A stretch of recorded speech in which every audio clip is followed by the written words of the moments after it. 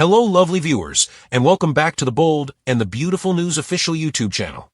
The polished marble floor was covered in golden shadows that warmed the graceful curves of the gold and white couches where Steffi Forrester sat still, her palm resting lightly on her belly, her face blank.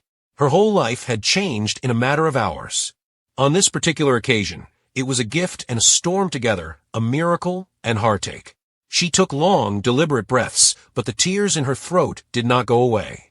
The words from a hospital yesterday were all she could hear, reverberating in her head like a disturbing lullaby. Miss Forrester, it's twin girls. You are expecting twin daughters. After so much suffering and uncertainty, wave after wave of emotion had washed over her, including delight, amazement, and a renewed feeling of family. As Finn pulled her close and spoke to her how much he loved her, how wonderful this was, and how lovely their life would be, she had put her arms around his neck and sobbed into his shoulder while smiling through tears. But now that Luna was alive, just a few hours later, everything in her world had altered once again. She had been buried. At Luna's funeral, Steffi had sobbed and lost her temper. In that casket, she had kissed her forehead. She had seen R.J. Hope's end, and Poppy even breaks out in tears. She was certain that Luna was no longer dead. Now, however, the truth stood towering, indisputable and harsh, as if time itself had cruelly played a terrible game with them all. Luna was still alive. Just outside of Los Angeles, at a rural facility, she had been discovered. Brought in under a fictitious identity, assaulted and injured, and almost unrecognizable. A victim of a near-fatal accident and a terrible mix-up. She had succeeded. She had retreated from the brink of death by clawing. She was home now. Or at least she was trying to be, but home had changed. Steffi's thoughts were filled with recollections of consoling RJ, of being at Poppy's side when the coroner called, of seeing Zen go into a deep depression. They had lamented. They had made an effort to move on. Finn had been her pillar of support, keeping her from collapsing once again.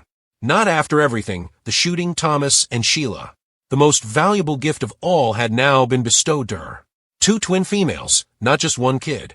Their family was growing and full of potential.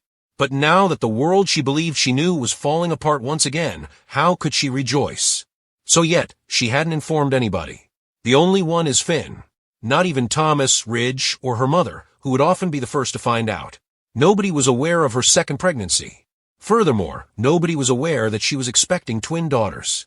Partly due to superstition, and in part because she just didn't know how to spread happiness in a society that seemed to inevitably follow good news with catastrophe, she had been keeping it private. But yesterday, she had made the decision that she was ready. Yesterday, I was prepared to share it, and to re-believe in happiness. Then the call had arrived. Hope had been the thing. Steffi had almost dropped the phone as she muttered, "Steffi, it's Luna. She's alive." Her voice was shaking, amazement and incredulity permeating every syllable. The space had whirled. She recalled crashing into the bed and immediately gripping her tummy to protect her unborn girls from emotional turbulence raging within her. She was unable to understand it. She refused to accept it. However, the medical documents, the DNA test, and the photographs were all authentic. Luna was still alive. Steffi was sitting by herself in the Forrester mansion now, with an unopened cup of tea cooling next to her. Outside, she could hear the wind rustling. Unaware of the mayhem downstairs, Kelly was playing with a nanny upstairs while giggling quietly. Steffi was caught between 2 untenable realities. The ghost that had risen from the grave, and the miracle that was developing inside of her. Now, she softly stroked her tummy once again. She was already anchored to this world by 2 little heartbeats and 2 souls that she had not yet met. However, it was insufficient to calm the raging tempest inside her heart. After Luna's passing, she had to make difficult choices. At Forrester, she had taken on a leadership position with even more vigor. She was no longer friends with RJ, accused him of being the reason Luna drove away that evening after his breakdown. Because she couldn't forgive Hope for what she saw to be manipulative behavior throughout the trauma, she had cut off contact with her. As well as Zen. Zen had been silent and rejected all of the family's attempts to console him. But how did she deal with them all now? Knowing that she had buried someone alive in her heart, how could she ever start to tear down the emotional barriers she had created? Furthermore, Steffi was too familiar with herself. She was aware of what would happen next. As soon as she hung up, she could feel it in her bones. She had to go. For now, but not forever. For her sanity, for her calm, and for the twins. Forrester, Los Angeles, the strain, the expectations, the legacy. Now everything was too heavy. Ghosts of her own imagination and the company's hallways prevented her from entering those doors with a gut full of life. She had to breathe. She needed clarification. Before bringing her girls into this complex world, she craved serenity. When she had informed him, Finn had been unusually composed. He knew she had to go. He had gone so far as to accompany her in packing Kelly Hayes and leaving everything behind, even if only for a short while. Steffi, however, refused. She traveled like this. She would go somewhere alone with the girls. She wanted to return to Paris and the ancient riverfront home that Ridge had preserved for so long. There, away from the controversy, secrets, and soap opera tragedy clause, it was safe and calm. She had to confront the family first, however. She had to be honest with them. It's not just Luna. They were already aware of the twins, the reasons for her departure, her need for solitude, and the bittersweet, beautiful, and terrible pleasure that was developing inside of her, and that no one could take away. Steffi convened a family gathering at the estate that evening. Everyone showed up. Bill and Liam, as well as Ridge, Taylor, Thomas, Hope, Finn, RJ, Zen, and Brooke. There was a jittery, foggy, electric atmosphere throughout the room. Nobody was quite sure what this was about. The family had already been rocked by the Luna news, and now this. Wearing a flowing cream gown and holding her hand protectively over her tummy, Steffi stood erect in front of the fireplace. With his eyes fixed on her, Finn stood behind her, his presence a quiet source of comfort. "I want to thank everyone for coming," she said in a composed but determined tone. "I am aware of how crazy things have been recently. I know that we're all still processing Luna's return and the disintegration of all we believe to be true." Everyone gave a silent nod of agreement, but RJ's eyes never left the ground. She swallowed hard and went on, "I have something to share. Finn is the only person I've told about it. It's excellent news, all right. Something I didn't know. At first, I wasn't really sure how to take it." After pausing for a bit, she lightly touched the little bump in her abdomen. "I'm expecting a child." The room reverberated with gasps. Stunned, Ridge moved forward. In amazement, Taylor's hands sprang to her lips. Hope blinked quickly, as if she wasn't sure she had heard right. Steffi was not done, however. "I am expecting twin daughters." A mixture of delight, incredulity, and celebration erupted throughout the room. Ridge hurried to her side and embraced her. Taylor sobbed aloud. Brooke extended his hand to grasp Hope's. Even Zen, who was emotionally delicate and had sunken eyes, managed to grin even a little. Steffi, however, lifted a hand to silence them. Her tone darkened as she replied, "There's more. I am departing from Los Angeles." Sharp, instantaneous, perplexed silence with eyes fixed on her. "I will not abandon the family. I need space, but I'm not giving up on Forrester. Peace is what I need. I have to give birth to these girls. Away from the craziness we live in all the time, someplace serene. All of you are loved by me. I need to breathe, yet I need you all. But Steffi, you're the heart of this family." Rich stepped closer and she nodded, her eyes moist. "And for that reason, I must look after myself. Because there won't be anything left to offer if I don't." Hope took a timid stride forward. "Where are you heading?" "Paris," Steffi said quietly. "The home beside the river. It's calm and serene. Everything is set up by myself. Next week, I'll go." There was no longer astonished stillness in the room. It was respectful. They didn't like it, but they understood. Steffi looked across at RJ. "I should apologize for what I said when we believed Luna was no longer with us.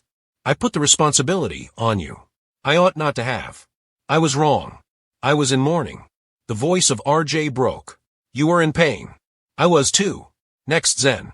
Steffi placed both of his hands in hers. "You will need time with Luna. Don't squander it. Make every second matter." Then she turned to face Ridge and Taylor, and her words trailed off. "While I'm away, take care of the family. Keep Hope safe. Keep Luna safe. With this new generation, I don't want the past to happen again." At last, she turned to face Finn, who moved to stand next to her and gave her a gentle forehead kiss. "I'll come," he said. "As much as I am able to." "I understand," she muttered. Steffi stood silently in the middle of the room as others gradually left to make place for her. A representation of resilience, motherhood, grief, and the resurrection of a precious object. There was still a storm outside. More mayhem would follow Luna's homecoming. unspoken secrets, and unhealed wounds. But not only did she have 2 little heartbeats and 2 children who would carry on her family's tradition, but she also had fresh life and hope. For the first time in a long time, Steffi also really thought that her future might still be wonderful, even if it required temporarily leaving. Steffi stood once again in the solitude of her inheritance as the last member of the family slipped out into the night, the faint creak of the Forrester mansion's doors echoing softly behind her. The fresh air coming in through a slightly open window blended with the aroma of the roses from the arrangement on the mantel. Kelly giggled as she slept upstairs. Steffi was reminded of what really important by a gentle, innocent chuckle. She had battled so hard for years because of the children, the next generation. She now had to battle for herself as much as for them, since Luna's resurrection had rocked the basis of her emotional universe. Steffi climbed the stairs carefully, one hand grazing the banister, the other never leaving her tummy as the moon rose higher, smearing silver on the velvet curtains. The slightest flutters, hardly hints of movement, came from her daughters. It was strange. She had not had similar early movement during her previous pregnancy with Kelly. But now the signals were coming sooner, maybe because she had 2 lives inside of her. The fact that her doctor had said that it was uncommon but not impossible made everything seem more urgent, as if her daughters were urging her to hurry, find calm, and look after us. While Finn slept with one hand wrapped around her waist, she lay awake in bed next to him that night, her fingers making soft circles over her tummy. She loved him more than ever since he had been there for her through everything.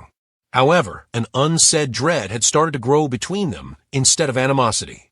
The type of terror that arises when you realize that there's nothing you can do to stop the quake, and that the ground underneath your life is moving.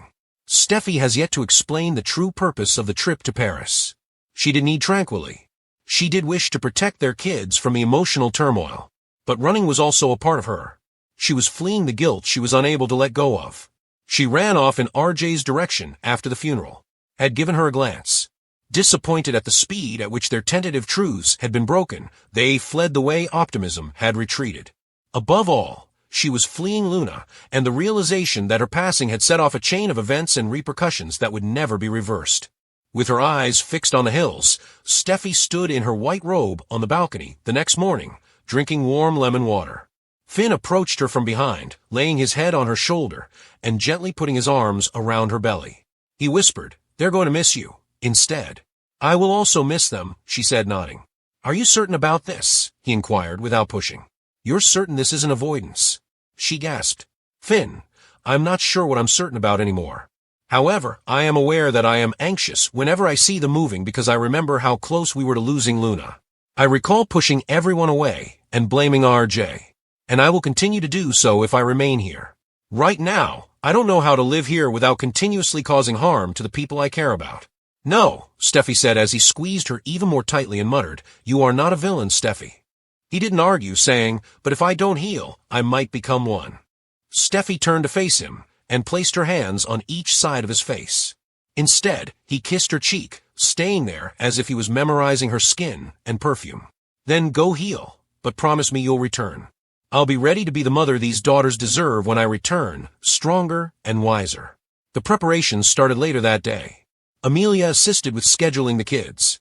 Rich returned to a more active position to assist Thomas in overseeing operations after Steffi's interim absence was communicated to her colleagues at Forrester Creations. When he gave her a farewell embrace, Rich's voice broke despite his best efforts to disguise his sadness. Whispering, "You've always known when to walk away," he said. "I've always returned even if it hurts," she said. As opposed to this, Thomas was less calm. "You are the only one who can balance this place. Without you, it feels like it could fall apart again," he remarked, pulling Steffi away during her last fitting for the plane flight. She gave his hand a squeeze. "Then don't allow it. Thomas, you underestimate your strength." Taylor and Brooke spent the night before the travel together. Taylor brought aromatic oils and baby blankets. Brooke contributed insight. She spoke the words, "When I was pregnant with Hope," quietly. "I also had to leave Los Angeles." It was the closest thing to a genuine relationship they had experienced in months. There are times when we need to protect our peace more than our pride. The most unexpected event, however, was when Luna herself showed there, accompanied hesitantly by RJ, her face still pallid, her body recuperating, but her soul still very much alive. At first, Steffi tensed up, uncertain of what to say, but Luna moved nearer and paused a few feet away, her eyes sparkling with passion. With a whisper, Luna remarked, "I heard you were leaving. I had to see you. I had to tell you that I don't blame you for anything." Steffi took a breath. Luna shook her head and said, "You don't." "Over the last several weeks, I've been in complete darkness, but when I woke up in that hospital bed, I didn't think about blame or anger." They embraced then, both crying. It was not a complete healing. Not yet, but it was a beginning. I reflected on life, how fleeting it is, how fortunate I am, and how everyone who mourned me loved me. "I did," Steffi said, eyes burning. "I do, I know," Luna whispered. "Therefore, you must forgive yourself. And let the rest go." Hayes was asleep in Amelia's arms behind her. Steffi sat by the window, with one hand pressed to her stomach as the hum of the engines vibrated gently through her. And 2 days later, the jet soared above the clouds, carrying Steffi away from Los Angeles and towards a new chapter. Kelly sat next to her, watching a cartoon, with headphones in. She closed her eyes and bent her head, whispering, "Girls, we're going to be fine," while the sky, a painting of gentle blues and silvers, stretched endlessly around them. The air was different in Paris, I swear. The old Forrester mansion perched on the brink of sanity, like a royal relic. Coffee on the terrace, sketchbook in hand, Kelly dancing with her dolls, Hayes tottering after her, Ivy framing the entrance, the scent of lavender permeating every room, the staff sparse, respectful of her space, and for the first time in months, perhaps years, Steffi felt herself breathe deeply. Every day she put herself back together, but as the days turned into weeks and the weeks into months, something started to pull at her heart once more. The twins grew quickly, and her body blossomed with new life. She sketched baby clothes once more, wrote letters to Finn, and even called Hope once, where they had an awkward but honest conversation. This time it was purpose, not guilt or grief. Luna had resumed her design career. Zend and RJ had suggested a new youth line. Hope had assumed greater responsibility with HFTF, and Thomas had sent her a gown inspired by her twin daughters, shaped like wings and made of pure silk and organza. At the end of her 3rd trimester, Steffi stood under the enormous windows of the Paris townhouse, now completely aglow in maternal brightness, her body exhausted, her spirit at peace, her tummy heavy, and he wrote, "You gave us back our wings, sis." Steffi sobbed as she opened the package. In one hand, she held a letter from Ridge, and in the other, a tiny baby booty. Finn would be joining her for the birth in 2 days, but tonight she was alone, and yet she was not alone at all.